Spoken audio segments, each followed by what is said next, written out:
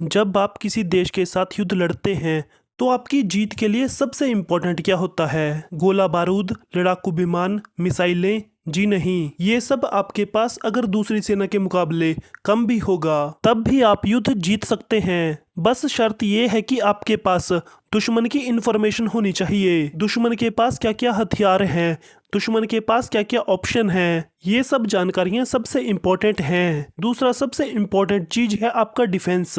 आपका डिफेंस मजबूत होना चाहिए ताकि जब कोई देश आप पर हमला करे तो आपको कम से कम नुकसान हो। भारत इन सब चीजों को मजबूत करने के लिए रशिया से एक ऐसा हथियार खरीदने जा रहा है जो युद्ध में भारत को विजयी बना देगा। मीडिया सोर्सेज की तरफ से खबर आ रही है कि भारत रशिया से वोरोनेज रडार सिस्टम खरीदने जा रहा है और ये रशिया का one of the top weapons में से एक है। इसकी इम्पोर्टेंस आप इस बात से समझ सकते हैं कि रशिया ने आज तक ये हथियार किसी कंट्री को नहीं बेचा। वैसे तो ऐसा हथियार रखने वाले दुनिया में 3 देश हैं, अमेरिका, रूस और चाइना। लेकिन माना जाता है कि इस हथियार का जो मेन काम है वो सिर्फ रशिया का वोरोनेज ही कर पाता है। और अगर इसकी कीमत की बात की जाए तो ये लगभग $4 बिलियन से अधिक का हो सकता है, जो कि एक राफेल और एक S-400 सिस्टम से कहीं ज्यादा है। अब जान लेते हैं कि वोरोनेज के भारतीय आर्मी के साथ जुड़ने से भारत को कौन कौन से फायदे होंगे, क्या क्या खासियतें हैं इस हथियार की। तो वोरोनेज एक डिफेंस सिस्टम है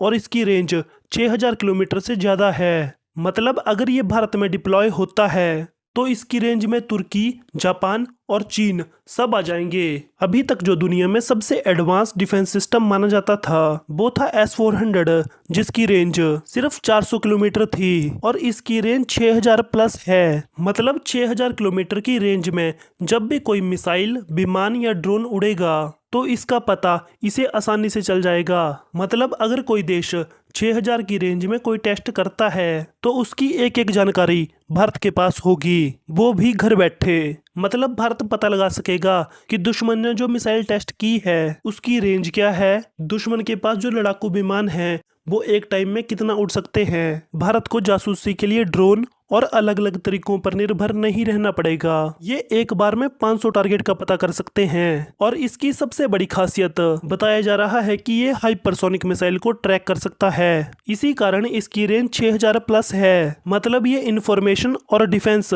दोनों में महत्वपूर्ण भूमिका निभाएगा। अब सवाल उठता है कि क्या इस हथियार की कोई कमजोरी भी है? तो जी हाँ, हर डिफेंस सिस्टम की तरह इसकी भी कमजोरी है। जब कोई पहाड़ इसकी रेंज में आता है तो ये ज्यादा इफेक्टिव नहीं हो पाता। अब सवाल उठता है कि इसका तोड़ क्या है? तो इसका तोड़ है कि इसे किसी ऊंची चोटी पर डिप्लॉय किया जाए, जो कि भारत हिमालय की किसी चोटी पर कर सकता है। बाकी आप बताइए, आपको क्या लगता है, भारत की सेना इस हथियार से मजबूत होगी? बाकी तो आई होप आपको वीडियो अच्छी लगी होगी। वीडियो देखने के लिए धन्यवाद।